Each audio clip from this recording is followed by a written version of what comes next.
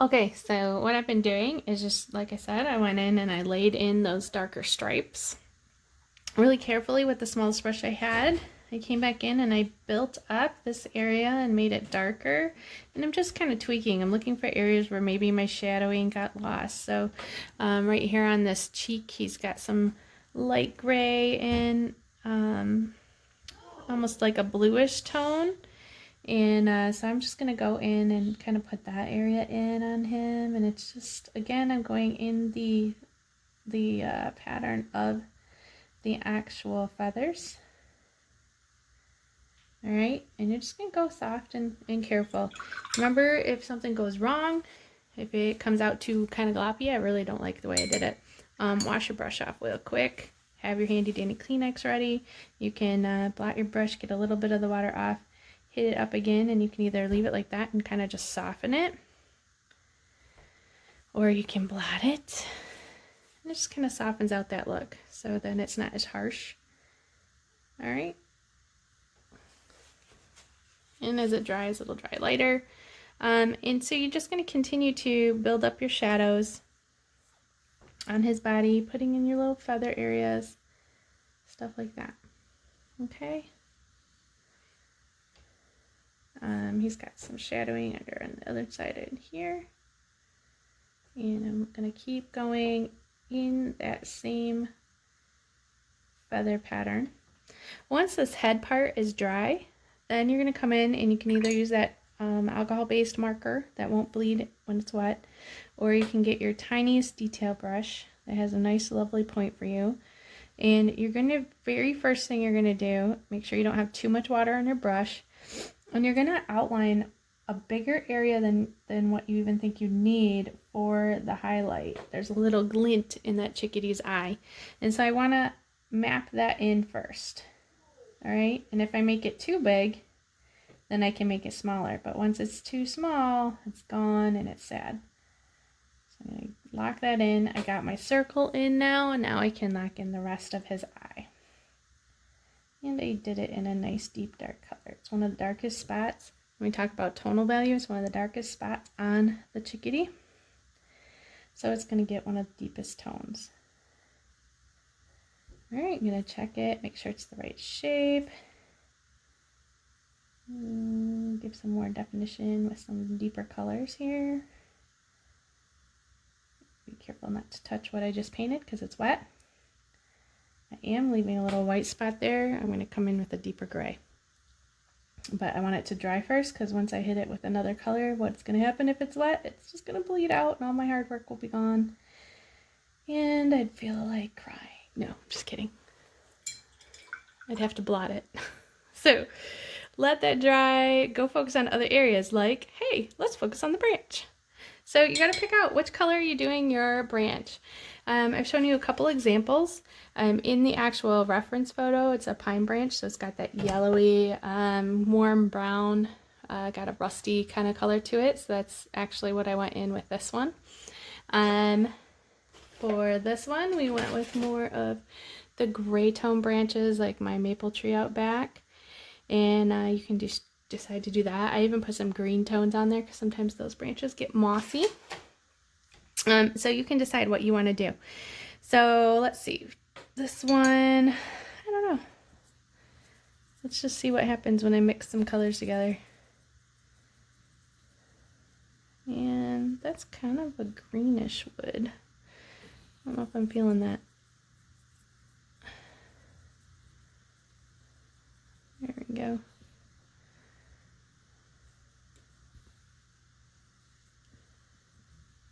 It's kind of fun to play around with colors. But the main thing is, if you start with a lighter color, it's important. Just because, like, see, that's really dark. So I need more water. A lighter color is good because then you can add your shadows, right? Because we know there's sunlight hitting this branch. We want to give our branch depth. So I'm kind of outlining it first. It's easier for me to make sure I'm staying in the bounds. Just one little section at a time, just like I showed you with doing the sky. We just go one little section at a time. You're going to do the same thing with your branches. All right. This branch kind of curves out towards us. You can use your detail brush or whatever brush you're comfortable with doing. Sorry for me bumping the camera. The way that my camera system holds the phone, it's really close to my arm. As Bob Ross would say, happy branch for my happy tree, for my little happy chickadee, because everybody's happy.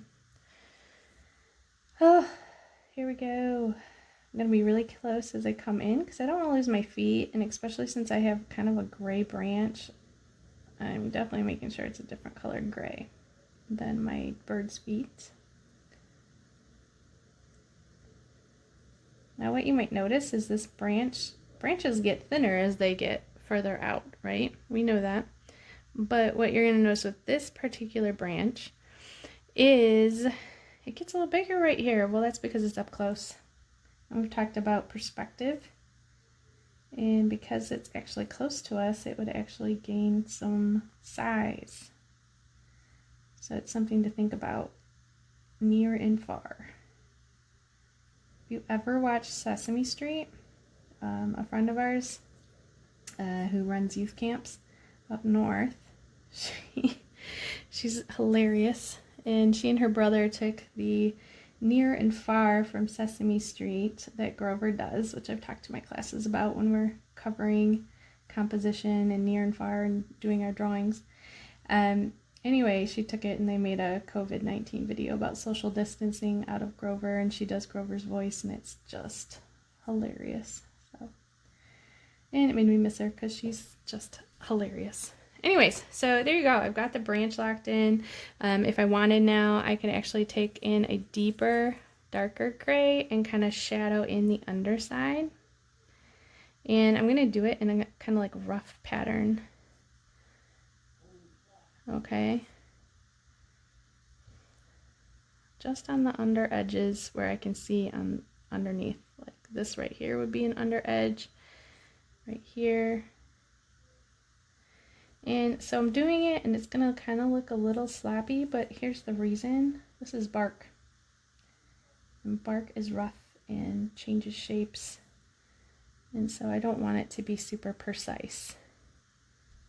All right. So I'm just going to kind of roughly go back and forth. Now on the other one, I was doing a different type of bark, and so I wasn't just doing some of these horizontal kind of lines. I was putting in some other ones, some more vertical rounding lines, and the reason for that was on these pine branches, the way that the pine grows, it actually has these rounded edges, so I would put in lines that go like this, kind of like a rounded, when you do a can or a cone shape, you would put that rounding in. All right. And again, this is a tree bark. I'm not being super precise. I'm going to do this a few times with different shades. I'm just building up that bottom shadow and putting in some bumps and knots to my wood. All right, so then you would check your painting, check how dry is it. If you wanted to, you could add some of these little ridges on his feet with a darker gray. Give it a little bit more definition, some shadow in by his toes.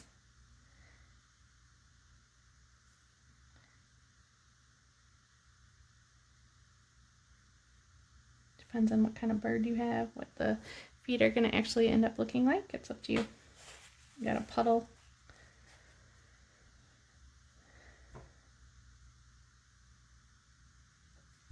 Okay.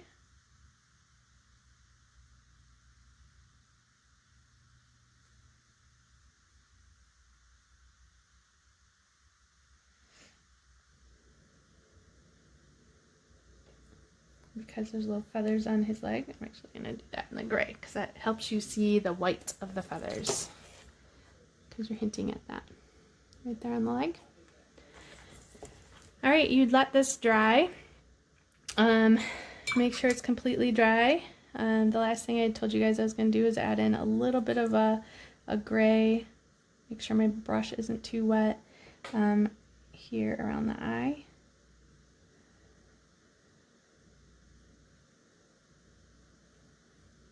Once that eye is dry, you don't want to do it till it's dry.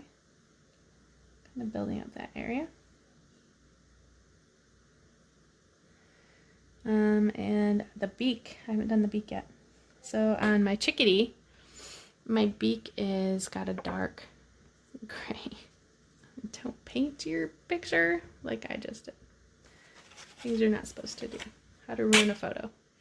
Anyway, it's got a dark area. It's thicker on the bottom and a little line on top. So I'm just going to go into my darker gray, not the black, but the darker gray. Make sure my paintbrush is not too wet so I can get that detail. And lock and load on my beak here. So we are almost done. And I just, for this particular painting, I gotta decide what background he's gonna get.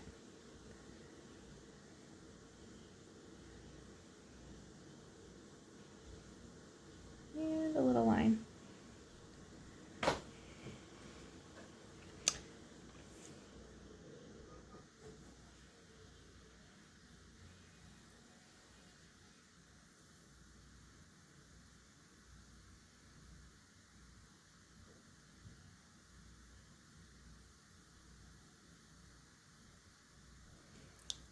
Alright.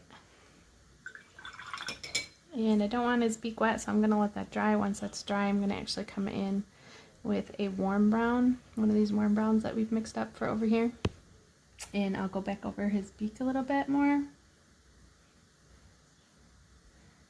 And get that locked and loaded. And right now I'm just going to like add in some little tiny fuzzy feathers back here for his belly. Because there's little areas where his belly comes through. His belly fuzz. It's cute little down feathers.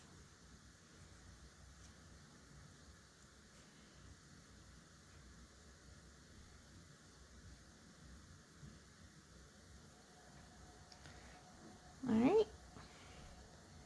Now I want to soften this area just a little bit, so I make sure it's dry. If it's dry, then I get some nice clean water on my brush. I blot off some of the water, and then I just drag my brush across. Again, not super wet, but I drag my brush across, and it kind of just softens that area up. Okay. If I need to lighten anything, I can do that too. Like that little section right there.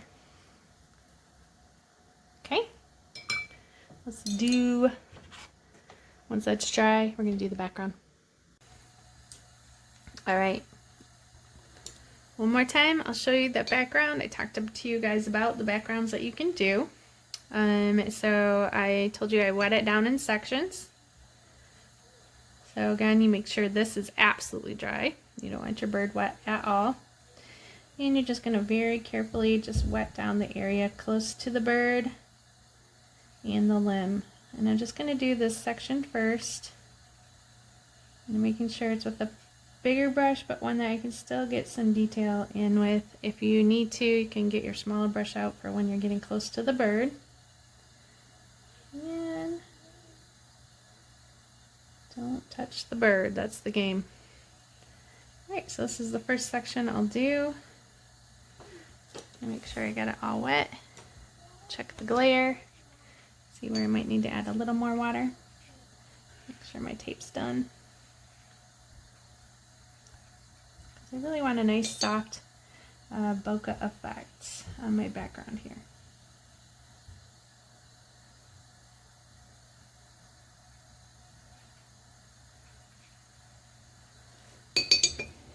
Now, let's see here. Go with a different color blue every time, just to see what different blues look like when we use them in the sky. Why not? And this time I'm gonna go with this. I'm not getting a really good bleed. Get Get close up to the edge. This is clearly drawing faster than it did earlier.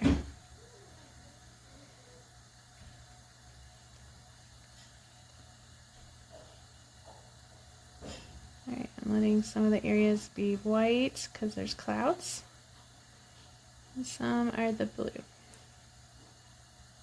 I'm really careful as I get close to my chickadee, right?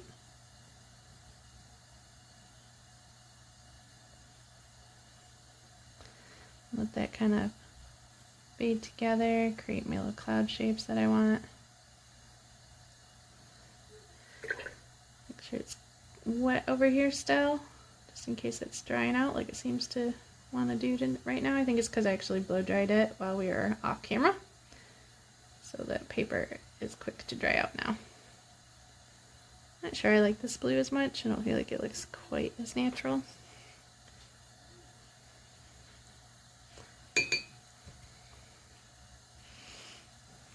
I'm going to lighten some areas, use my tissue to blot up. I like that better.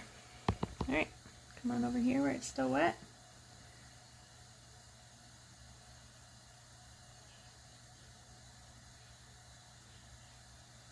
Really careful around that tail.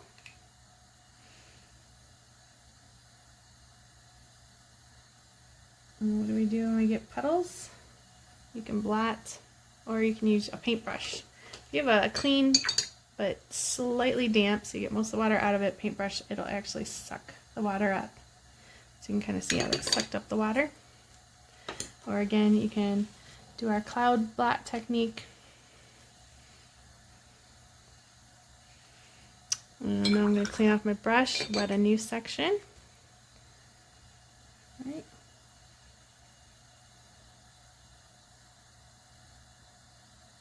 I'm going to be really careful over here, only because this is where the bird has the softest, fuzziest feathers. So I'm going to be extra careful on how I lay down that area. And I'll probably, as I get closer, use a smaller brush, because I really want to preserve those cute little fluffy feathers, and I want some of them to actually look like they're white fluffy feathers. And the way I do that is kind of like a negative painting technique, where I'm going to use the blue itself to help that get created.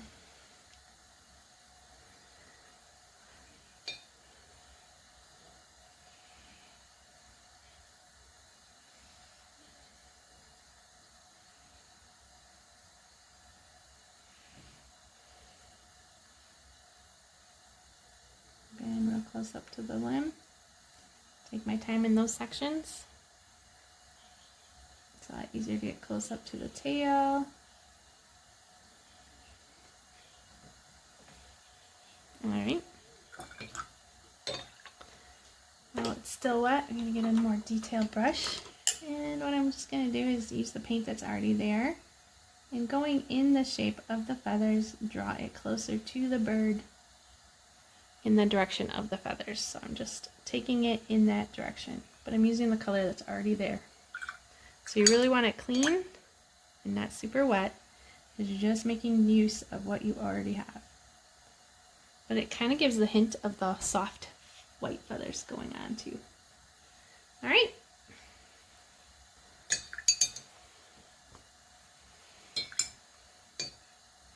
And I'm going to wet another section here.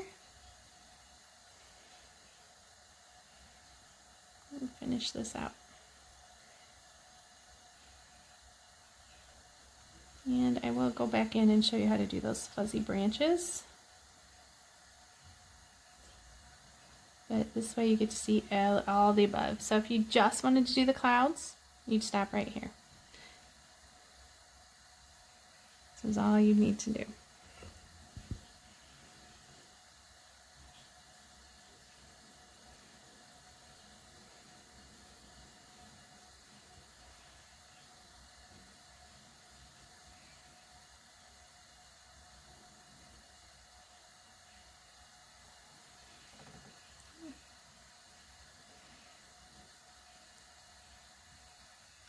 And again, this is another section where I would carefully fill it in. It's tinier, but I'm going to go in with my more detailed brush.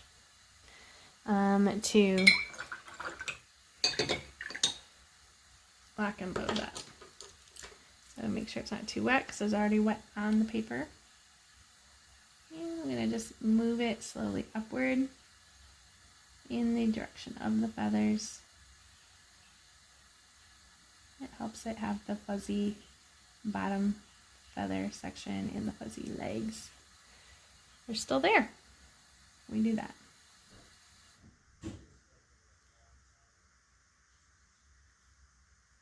Okay.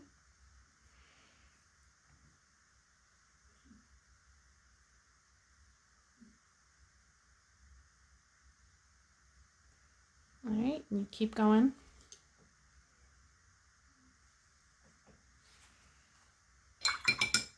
Last area.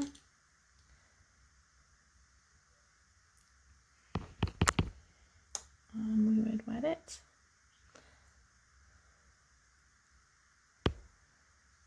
And I'm actually just going to go in, speed this process up. It's not going to look as nice. This is why you want to wet it first. See how that doesn't bleed and doesn't look all pretty? That's why you wet it first. So example of what I don't want you to do is this. In order to soften it, I have to like wet everything and go back in now with the paper towel. It's not going to look as crisp as it does above. Okay?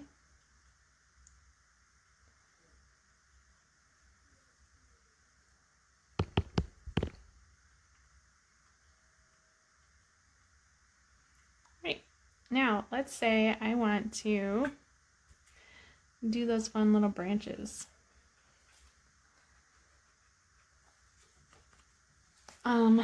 Then what I'm going to do is clean my brush off, because we always clean our brushes off. We don't leave them in the water. We've talked about that a lot.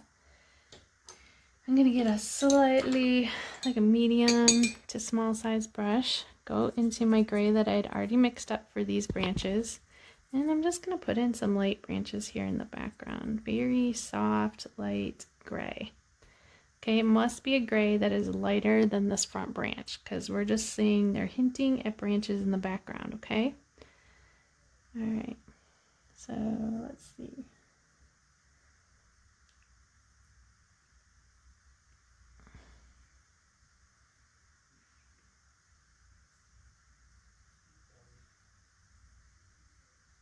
Okay.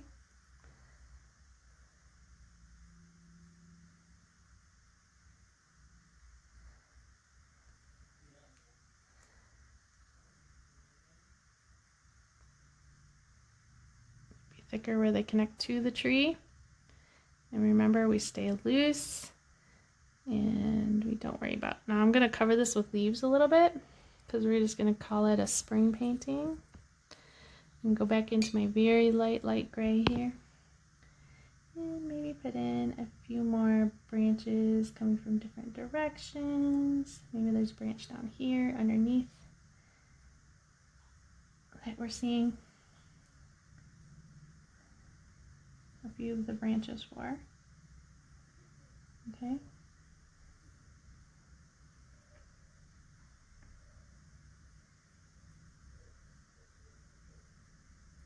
Picking him up. We're not going to stress. These are just like add-ins. They're icing on the cake. They're going to be kind of soft and blurry because they are in the background. Okay, some of them are going to fade out. That's okay.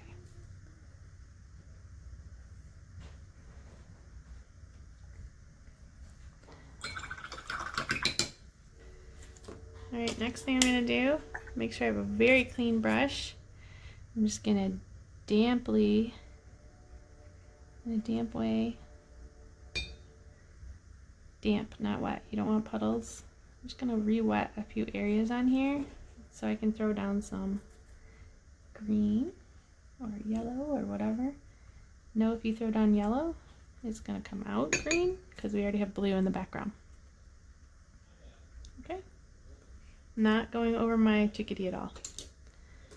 Again, I'm going to grab a brush. I'm going to grab some green.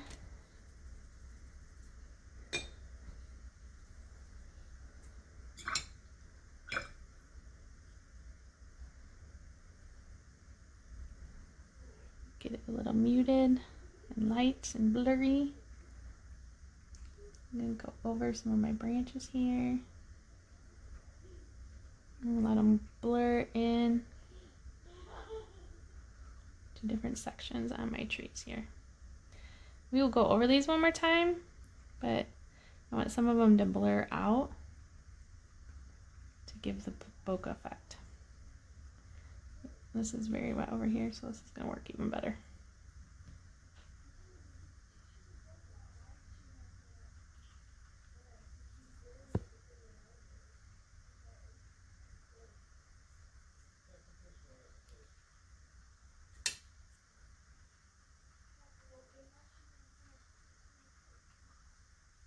You know, in spring when the trees aren't totally full yet, they just got hints of leaves coming in. We've talked about this before too. Don't be super precise. Nature is erratic. So just think happy, chaotic little clumps of leaves coming in here. Okay. Now I'm just coming in to some of my sections with a deeper tone now to give it some more depth.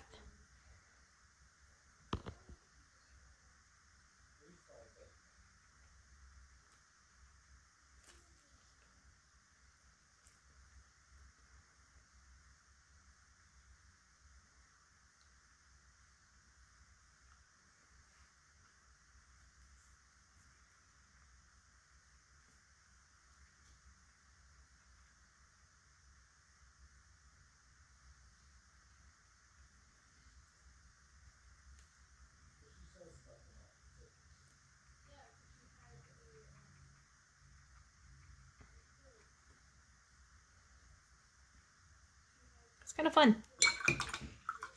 Now you don't want to make it muddy. You don't want to do it too many times. You want to make sure you don't have any big puddles. You just want to have some fun, lock it in,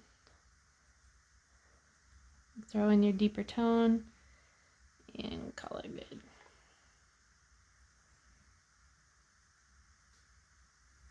And because it's kind of got a wet surface, it's just really nice because it just lends to giving a very soft foliage in the background. Soft branches, soft foliage, soft sky. And because it's soft, it doesn't detract from your actual lovely little chickadee, which is what you want to be the focus in the first place. And at this point, you can just like step back from your painting, see where you might want to add some things.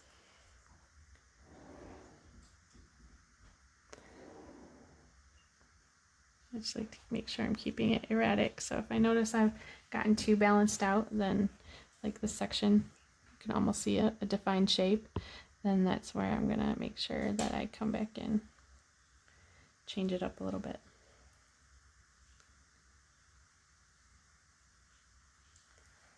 Okay. Now, what you do is you'd blow dry it, or you would let it dry. I'll come back to you and we'll take a check at all of our pictures.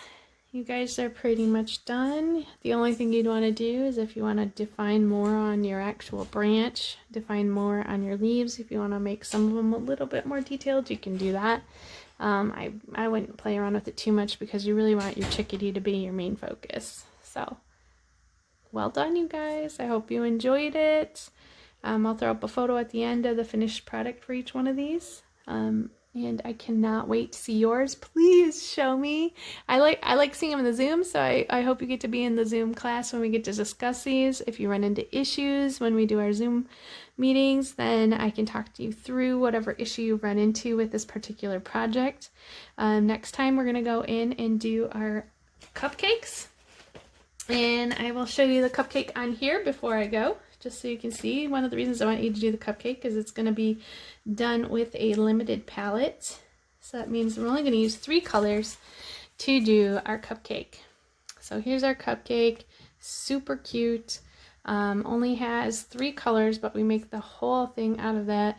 We keep this white whipped cream, actually has all 3 colors in it to help create the depth on the whipped cream. It helps us with our cupcake wrapper that's also white, and it's going to be a lot of fun. I hope you guys are excited for that project next, but this week we're focusing in on the bird. So I will see you then. Take care. Bye.